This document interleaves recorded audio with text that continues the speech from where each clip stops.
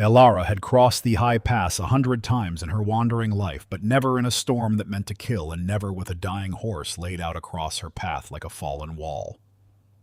She went down on her knees in the snow beside him without deciding to the way a body decides for you when it sees a thing that should not be left. The cold came straight up through her thin trousers and set its teeth in her bones, and still she did not rise. The stallion was enormous and black, and half buried already his war harness rhymed with ice. One dark eye rolling toward her, with the last of whatever hope an animal keeps. Riders had come this way not long before. She could read it in the churned drift in the trampled circle, where men on good mounts had stopped, looked at this ruined creature, and chosen to leave him rather than lose the living to the storm. They had ridden on, she had not. She did not know, kneeling there with her palms flat against his frozen neck, that the horse under her hands was the last thing left in the world that the Alpha King had loved. She did not know that a crowned man was already riding up the mountain behind her, or that, before the sun rose, he would climb down out of his saddle and kneel in front of her, a stranger in the snow. She knew only that the great heart under her hands was still beating barely, and that she could not make herself walk past it. "Stay with me," she whispered, leaning close to the flicking frost-white ear. "You are not dying here. Not tonight." The stallion did not answer. Things that far gone do not answer. But the ear turned a hair's breadth toward her voice and held there, and for Elara that small motion was reason enough to keep her hands moving. She had learned over a great many cold years how to be reason enough for no one but herself. She belonged to no pack. There was no crest stitched at her collar, no seal in her pack, no gate anywhere in the north that would open if she stood before it and gave her name. For as long as she could clearly remember, she had walked the edges of other people's kingdoms, crossing a border only to leave it again, taking whatever work wanted a pair of steady hands, and moving on before anyone thought to ask where she had been born. She kept especially wide of the Alpha realms, the way a person keeps wide of a house, where they were once badly hurt. She asked the world for very little. A dry corner out of the wind, a day's bread, the road still open in the morning. There had been a home once, or the shape of one, in the years she kept sealed and did not open even to herself. She remembered a stone sill warm under her arms, and a woman's low voice at the far end of a long room, and then a night of torches and shouting, and a hand pulling her out a side door into the dark, and after that only the road. She had been small enough that the memory came to her mostly as weather and fear rather than fact. She had learned not to reach for it. Reaching for it changed nothing and cost her sleep. And a woman who owned nothing could not afford to lie awake grieving a house she could not even name. So she had made herself light. She carried what her two hands could carry and let the rest go. And she had told herself for so long that she wanted nothing that she had nearly come to believe it. Her hands told a different story than her silence did. They knew this work the way they knew nothing else. She freed the frozen buckles of the war harness by feel easing the iced metal away from the skin so it would not tear, and laid the heavy plates aside in the snow. She pressed her ear to the great barrel of his ribs and counted the long, failing gaps between one breath and the next. She dug down into the drift on his lee side and packed her own body against his to give back some of the heat the storm had stolen.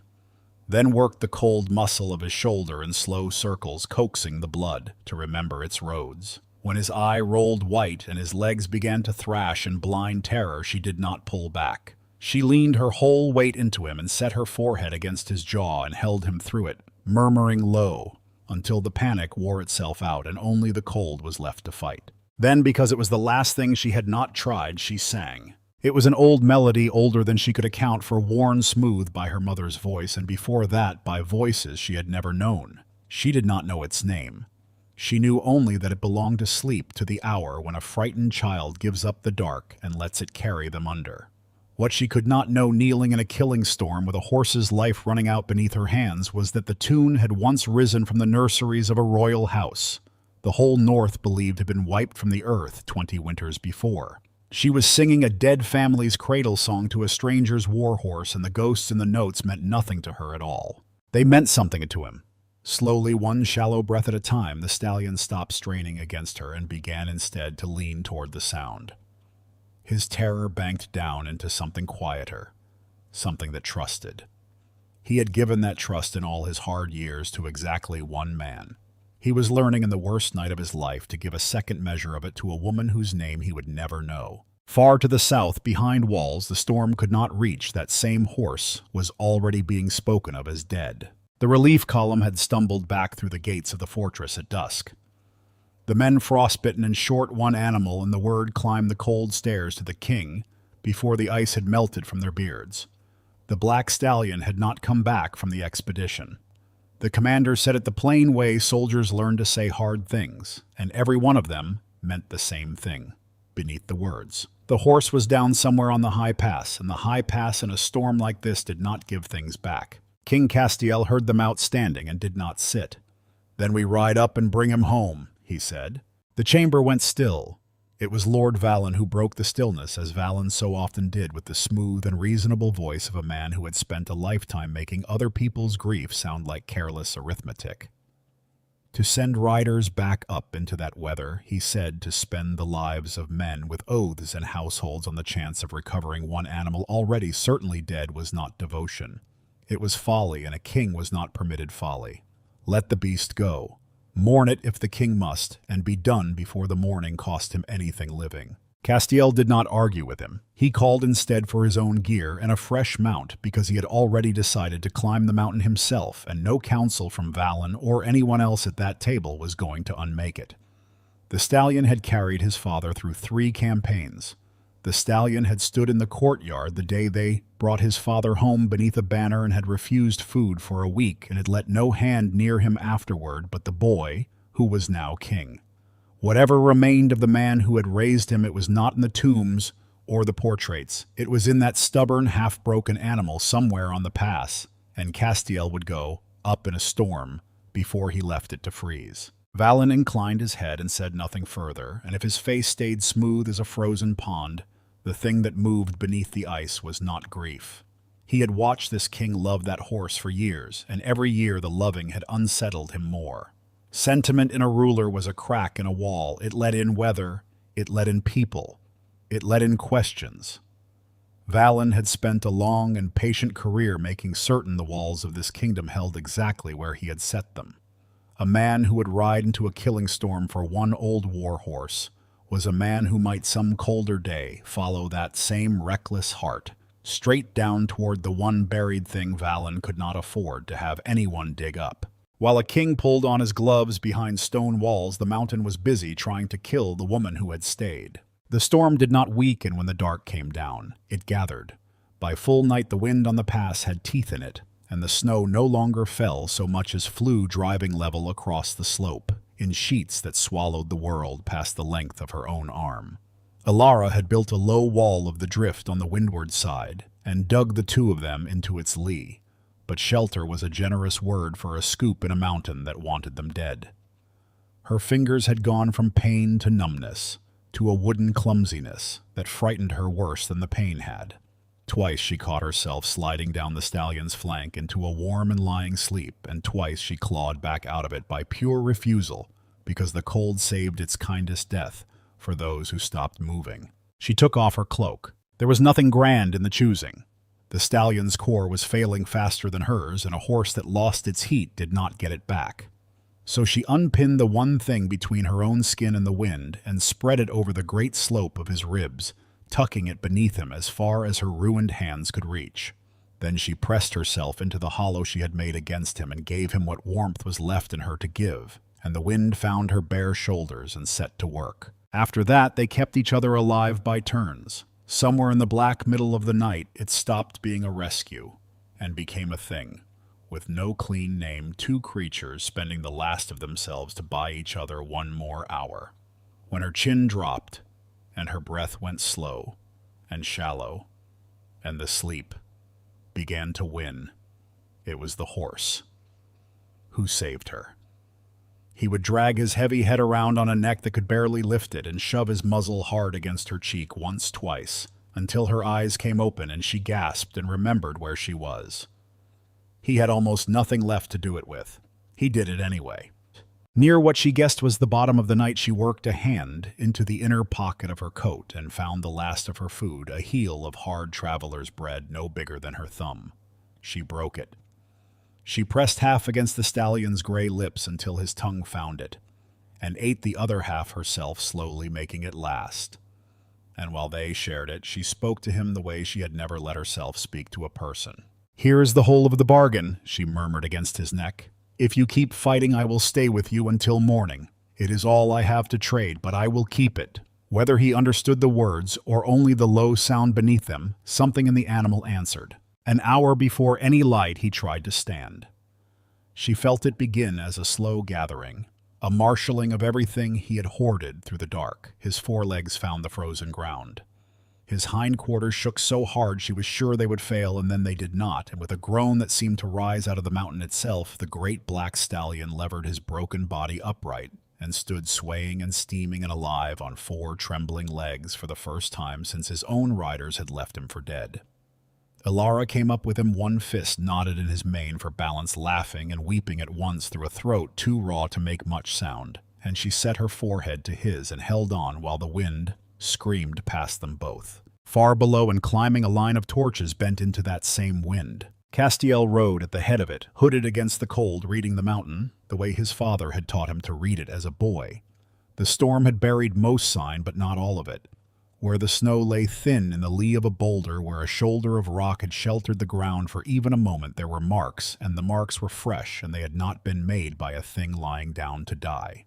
He did not let himself name the hope. He only followed it higher and higher into the white dark, his escort strung out behind him, and Valen close at his flank, still murmuring that this was madness, that the tracks were a fox or a trick of the drift, that they were spending real men on a dead animal. Castiel did not turn his head. He rode forward, and the higher they climbed, the surer the tracks became, until the sky in the east lightened from black to the faintest bruised gray. And in that first bruise of light from somewhere on the pass above them, the wind carried down a sound that had no place on a dead mountain. The ring of iron-shod hooves on frozen stone, close now, and coming toward them. Castiel came up the last of the pass, braced for the thing he had climbed all night to find. He had rehearsed it in the saddle, the way men rehearse the worst so it cannot ambush them. The black shape half drifted over the stiff legs, the open eye gone to frost. He had come to close that eye with his own hand. The dawn showed him something else. Through the thinning veil of snow at the crest of the pass, the stallion stood, alive, gaunt and shaking and rimed white along his spine. But on his feet, breath-smoking ears pricked toward the riders climbing out of the gray. And beside him, one hand knotted in his mane, stood a woman with no cloak in that killing cold, her lips gone the color of a bruise, her bare shoulders shaking, holding up a war horse 3 times her weight, as though the two of them had agreed sometime in the night that neither would fall while the other could still stand. Castiel swung down before his mount had fully stopped, and the stallion moved. Blackfang came down off the crest, slow and stiff-legged, and the king's whole escort went still to watch it, because they knew this horse. They had seen him refuse grooms who had tended him for years. They had seen him lay open the arm of a stable-master who reached for his bridle without leave.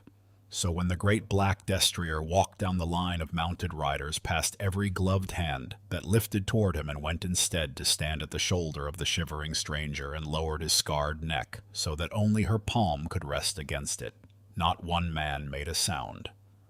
They sat their horses in the rising light and stared at a thing none of them could explain. Castiel stopped a few paces off. He looked at his father's horse standing guard over a woman in the snow, and he looked at the woman, and something turned over in him that had nothing to do with the cold. He crossed the last of the distance and laid his hand along the stallion's jaw, and the animal let him. And for a moment the king only stood with his brow against the great skull and breathed.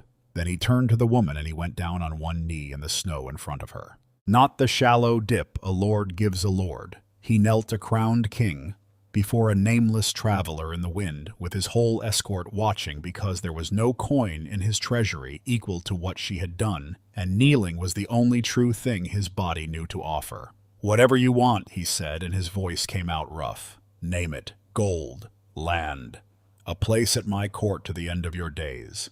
There is nothing in my kingdom I will not give the one who did this." Ilara looked down at him as though he had spoken in a language she was too tired to sort. When she answered, it was to none of it. "He was left to die while he was still fighting to live," she said. "That was the only thing I could not walk past."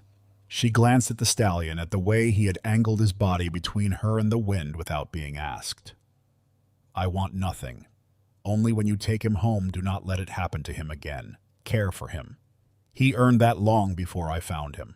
He stayed on his knee a breath longer than he needed to, and then he rose and gave orders that brooked no argument. Blankets came. A spare cloak was wrapped around her shoulders over her protest. The column turned for home with the stallion walking free in its midst and refusing every lead rope but hers. Back inside the fortress walls, Castiel would not hear of her leaving. The horse was weeks from sound, he said, and hers was the only touch it would suffer, and that was true. And it was not the whole of why he asked. He gave her a room with a fire that never died. He tried again to press the debt into her hands in a shape she would take, a purse heavy enough to end a wandering life, a holding in the green country to the south, with a house. She could put a name to a rank if she wanted the safety of one. She set every offer aside as gently and completely as she had set them aside in the snow. She asked only once more that the stallion never again be left behind while he was still fighting to live. The horse had opinions about her going. Twice in the first week the grooms came to the King Whiteface to say the stall stood empty, though the bolt was drawn and the door was sound, and both times they found Blackfang in the same place, lying in the cold corridor outside the stranger's door, ears turning at every step until she opened it. The old stablemaster who had handled the fortress horses since Castiel was a boy said flatly that in 40 years he had never seen the animal choose a person over its own warm stall, and had no name for what it meant. So the king found reasons to be there when the horse was tended, and then stopped needing reasons. He carried the brushes himself and stood across the stallion's back from her while the winter light ran long and gold in the yard, and they talked or did not. Their talk was never clever. She asked him nothing of the throne, and he offered nothing of it, and in the quiet between the plain, words a pull grew that neither of them named, and both in their separate ways tried not to feel. The court felt it too, and the court did not call it company. From a shadowed arch across the yard, Lord Valen watched his king spend another evening beside a woman no one could place, and understood with the old cold certainty that she was more dangerous to him than any rival with an army at his back. Valen did not move against her in the open. He moved the way he had always moved, in the low registers in the corridors between the rooms where decisions were made. A word set down here, a doubt planted there, each one small enough to deny and shaped to grow in the dark. Had they not all seen it, he murmured to this noble and that one, the way that vicious animal, the horse, that had crippled honest men, went meek as a lamb the moment she came near. Beasts knew things. Beasts felt what was hidden in a person. And what sort of woman walked out of a blizzard with no house and no name and bent the king's own war horse to her hand in a single night? He never once said the word aloud. He let others carry it for him, and they did, passing it hand to hand down the length of the fortress until it had worn itself smooth. A charm. A working. Something laid on the stallion that ought not to be laid, and now perhaps something being laid as carefully on the king. Meanwhile, his own men were already on the roads with coin and questions, tracing the woman backward along her years the way a hunter follows a blood trail into cover. It was slow work. A person who owns nothing leaves little behind, but no one crosses that many borders without brushing a memory somewhere, and Valen's purse was deep and his men were patient. One by one the small facts came back to him. An innkeeper who remembered a lullaby she had sung over a feverish child. A horse trader who had watched her gentle a colt that 3 grown men could not hold. An old woman on the far marches who said the traveler carried herself when she forgot to hide it, like someone raised to rooms she no longer had. He laid the pieces down in the quiet of his own mind and felt the old cold pleasure of a pattern closing. The horsecraft no wandering hand should own, the manners that surfaced when she was too tired to bury them. And above all, the song, that one particular cradle song which had not been heard in the north in 20 years because everyone with the right to sing it was meant to be dead. He knew the tune. He had better reason than any man alive to know it. None of it reached the yard where she worked. There the days went gold and quiet, and the pull between the king and the traveler deepened past the point where either could pretend not to feel it. It surfaced in small ways they both tried to govern. His hand and hers reaching for the same brush, and neither drawing back quickly enough. A silence held a beat too long across the stallion's steaming back. The way he found his feet carrying him to the stables at dusk before he had decided to go. And the way she stopped expecting him to leave and started against every hard lesson of her life to listen for his step. "You should send me away," she told him once, not looking up from the hoof she was cleaning. "You know that. Your court has already decided what I am." "My court decides a great many things I do not sign," Castiel said. "That is not the same as safe." "No," he agreed. "It is not." But he did not send her away, and she did not gather her pack and go, and both of them understood the not doing for what it was. The court understood it too, and the court had run out of patience. It came to a head at the council table on a gray afternoon when one of the older lords set both hands flat on the wood and said what the whispering had been circling for weeks. It was not seemly, he said, that a stranger should have the king's ear in the king's evenings, while no man in the realm could say where she was born or to whom her blood was owed. A woman with no history was a door left standing open in the dark. Before she gained another inch inside these walls, her past should be opened, and her name should be found. Castiel dismissed it the first time and the second.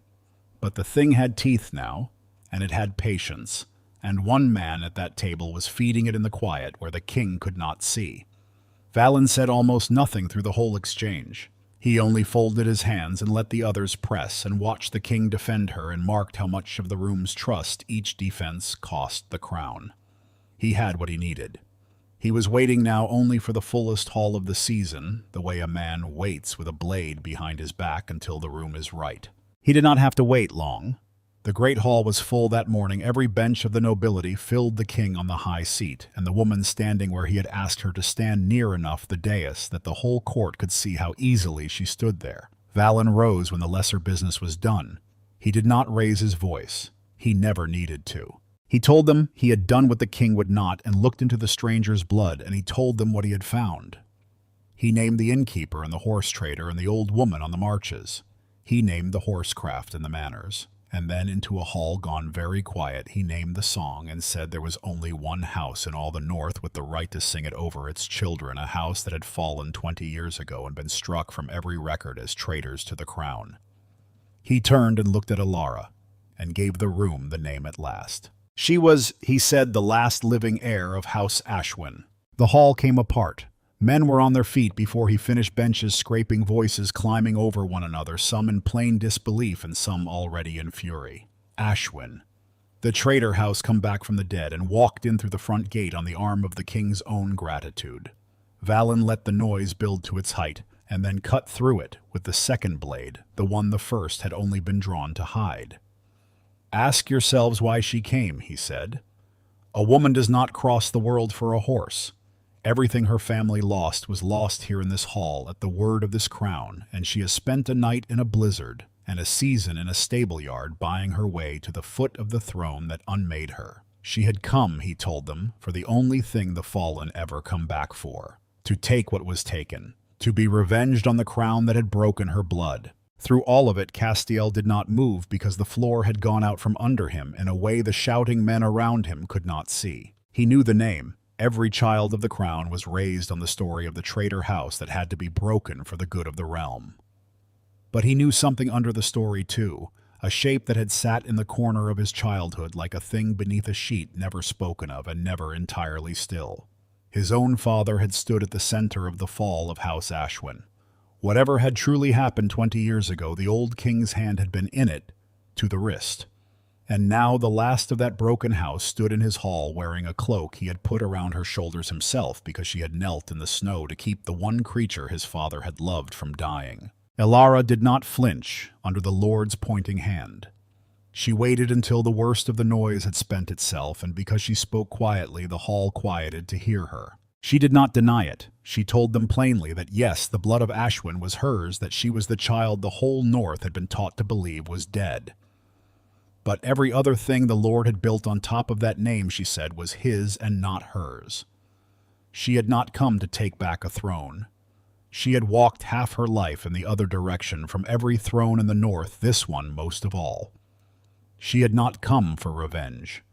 She had not even known whose horse lay dying in that drift, until a king climbed down off his mount and knelt in front of her and told her, She had wanted one thing, only the thing she had wanted since she was old enough to want anything at all, which was to be let alone to live in some quiet corner in peace. She had stopped on that mountain for the plainest reason there is, she said, because a living thing was suffering in front of her and she could not make her feet carry her past it. It was the truth, and almost no one in that hall believed her.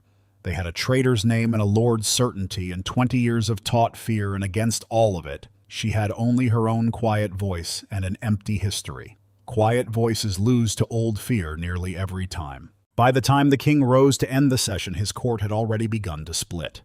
There were a few who had watched her with the horse and could not fit that woman into the schemer Valen described, and there were many more who wanted her named enemy and dealt with before she could do whatever it was that returned traitors came back to do. Between the two on the high seat sat a man who owed this woman the last living memory of his father, and now stood accused by his own blood, and his own history of being the very hand that had ruined her house. The whole weight of the hall turned and settled onto him, and every face in it was waiting for the crown to choose. And Castiel understood sitting there, with the noise beating against the dais, that whichever way he chose he was going to break something he could not mend. Elara saw the choice before Castiel did, and she saw what it would cost him, and she decided he would not have to make it. She had watched the hall turn. She understood courts better than she had ever let him know. A childhood spent in rooms like that leaves a person able to read a chamber the way she read a frightened horse. She could see exactly what she had become inside these walls. Not a woman who had saved a stallion. A wedge. Every hour she stayed, the king spent more of the trust his crown stood on defending her, and a crown that spends more than it takes in does not last the winter. If he chose justice for her house, his court would call it the traitor's charm at work, and turn on him. If he chose his court, he would have to break the one thing in himself he had never doubted, and she had seen his face on the high seat and knew what that breaking would do. There was a third road, and only she could walk it. She could take herself out of the sum. She left in the last dark before dawn when the corridors were empty and the watch was thin. She took nothing that was not already hers. Not the purse, not a title, not so much as a fresh horse from his stables, though the road ahead was long and cold. She would not have it said ever by Valen or by anyone that the Ashwin woman had gone out the gate heavier than she came in. She refused even the thought of an escort, because an escort meant the king's men, and the king's men meant his name spent again on her account. She went the way she had come, alone, owing nothing, owed nothing. The one thing she left behind, she left on purpose. Folded on the bench outside the stable where he would find it, and understand she laid the cloak. Her cloak, the one she had stripped from her own shoulders in the blizzard, and wrapped around a dying horse to give him back his heat. It had done its work. Let it stay with the animal it had saved, and let the man who loved that animal make of it what he could bear. Then she pulled her collar up against the wind and walked out through the postern into the gray, and the fortress did not wake to stop her. The fortress woke to Blackfang. By full light the stables were in an uproar. The stallion had broken his stall again, but not the quiet way not to lie at her door. He was through the yards at a limping, furious run, scattering grooms, driving his gaunt weight against gates that would not give, calling down the corridors in a voice that brought men out of their beds. He went to her door and found it standing open on an empty room, and wheeled and went to the yard where they had brushed him in the long gold light, and found no one, and then to the postern and to the gate, casting for a scent the snow had already lifted. When he could not find it, he stood in the middle of the great courtyard and called into the cold for a person who was not going to answer. That was how Castiel found the morning. His father's horse crying in an empty yard, and a folded cloak on a stable bench, and every corridor of his own house ringing with the fact that she was gone. He understood at once what she had done and why, and understanding did not make it bearable. But he did not send riders after her. He did a stranger thing. He went to his father's rooms. They had been kept as the old king left them, sealed more by feeling than by any law, and Castiel had not truly gone through them in the years since the banner came home. He went through them now, because the story that had swallowed her whole was his family's story, and he could not follow her until he understood it, and there was only one place left in the world that might still hold the truth of what his blood had done. He opened chests that had not been opened in 20 years. He read letters and ledgers, the dry bones of a dead man's business. And near the bottom of a locked case that took his father's own key to open, wrapped in oilcloth, as though it had been meant to be hidden and not quite meant to be destroyed, he found the journal. It was his father's hand. He knew it at once. And it told him a thing that turned the whole world of his childhood face down. House Ashwin had not fallen for treason. There had been no treason. The old king had set it down himself late in a shaking hand. The way a man writes, the thing he cannot say aloud, that the charge had been manufactured, the evidence arranged, the ruin of a loyal house, engineered from within the council chamber itself. And the man who had brought his king the forged proofs and the reasoned arguments and the patient whispered certainty that Ashwin had to be broken, or the realm would break with it, the man who had turned a grieving, overburdened king's fear into a signature on a death warrant, had a name written plainly in those pages. Castiel had heard that name 3 days before in the great hall, naming Alara a traitor to a room full of frightened men. Valen. It came together in him with a cold that had nothing to do with the shuttered winter room. Everything he had been raised to fear was a story. And the man who had written the story was the same man who had just stood in his hall and written the next chapter of it. Ashwin had been destroyed to preserve a stability that had only ever been Valen's grip on the crown's ear. His father had died, carrying the guilt of it in a locked case, because he had not, at the last, been brave enough to unmake it, and the debt Castiel had knelt to acknowledge in the snow had never truly been about a horse at all. The horse was only where it had surfaced. Beneath the horse lay the older debt, 20 years deep, the ruin of an innocent house, and a daughter of it, who had grown up owning nothing because his own bloodline had taken everything and called the theft justice. The enemy in this story had never once been the woman who slipped out his gate before dawn. It was the lie itself, and the man spending everything he had left to keep it buried. He did not confront the lie in the corridors where Valen was strongest. He carried it into the open, into the one chamber the man had always ruled, and he brought his father's own words to speak against him. Castiel summoned the full council before the day was out. They came expecting the king's judgment on the Ashwin woman, and found instead their king, standing at the foot of the high seat, rather than upon it, a plain oilcloth bundle in his hands. He waited until every noble was seated, and every door was shut. Then he told them what he had found in his father's sealed rooms, and he opened the journal and he began to read. Valen moved fast, because Valen was never anything but fast when the ground shifted under him. Before the king had read 3 lines, the Lord was on his feet, grave and sorrowful, spreading the doubt with the ease of long practice. This was cruel, he said. Every man in this hall had loved the old king. Every man knew how his mind had wandered at the end, how illness and grief had crowded out his reason. To take the ramblings of a dying man set down in fever and parade them as history was not justice. It was a son's heartbreak dressed up as evidence, and no throne should be shaken by it. He was smooth, he was kind, he had talked rooms out of harder truths than this one. Castiel let him finish, and then he read the passages that could not be talked away. He read the dates in his father's steady early hand years before any illness. He read the names of the forged documents where they had been made and by whose order.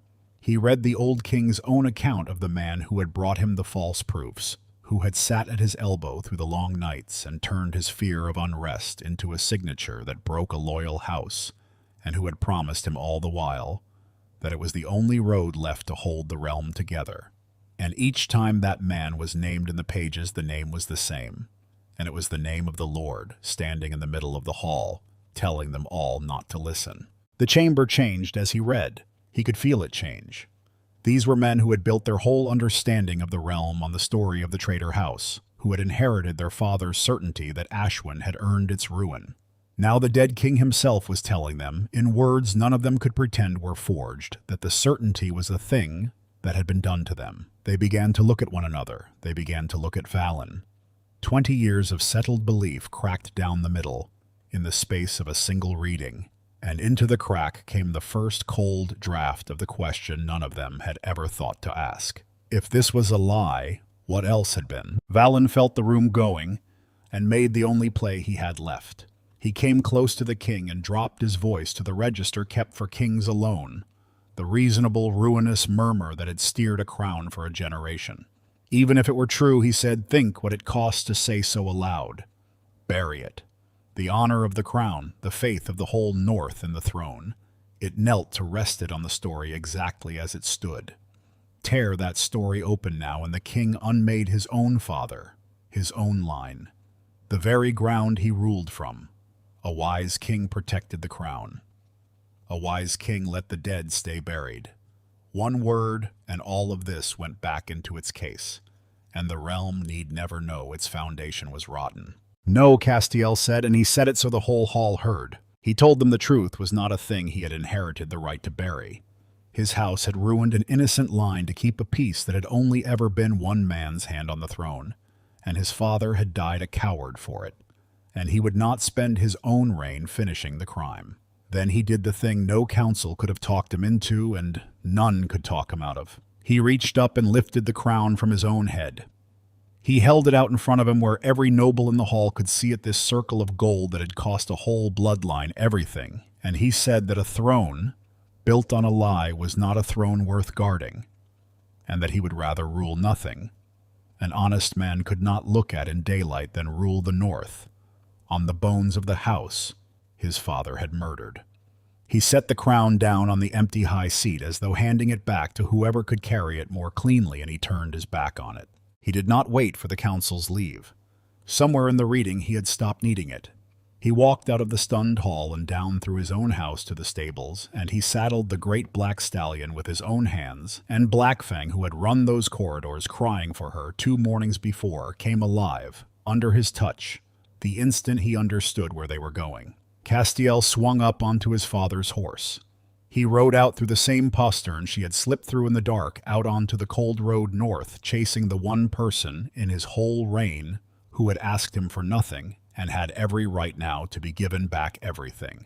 Behind him, a hall full of nobles sat staring at an empty crown on an empty seat. Blackfang carried him to her before he had worked out how he would find her, because the horse knew the road, the way grief knows its own house. He climbed toward the high pass, and there, near the shoulder of the mountain where a stranger had once knelt in a blizzard beside a dying animal, he found the woman walking north with nothing on her back.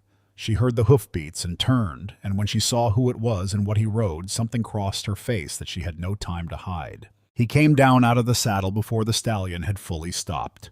He led with no pretty words. He had none left. He told her the truth, all of it, standing there in the wind, with the pages of his father's confession still cold in his memory. That House Ashwin had never betrayed anyone, that the charge had been built out of nothing, the evidence forged, the ruin of her family arranged inside the council chamber by a man who wanted the crown's fear in his own hand. That his father had known and signed it anyway and died with the guilt locked in a case he was too much a coward to open. He gave her the name of the man who had done it and watched 20 years of unanswered grief move behind her eyes as she finally heard it spoken. Then, for the second time, the king knelt to her. The first time on this same mountain he had knelt because she had saved the last living memory of his father. He understood now how small that reason had been beside the true one. He knelt this time for the whole of it, for the house his blood had broken and the childhood it had stolen and the name she had carried her whole life like a wound no one would let her set down. "My family owes yours a debt 2 generations deep," he said, kneeling in the snow with his crown left behind on an empty seat a day's ride south. "I cannot give you back the years. I can only stop being the hand that keeps them from you." She looked down at him, and this time she did not tell him to rise, and she did not answer that she wanted nothing, because she understood at last what she was looking at. This was not a king performing mercy for a court to admire. There was no court here, no crown, no witness, but a war horse steaming in the cold.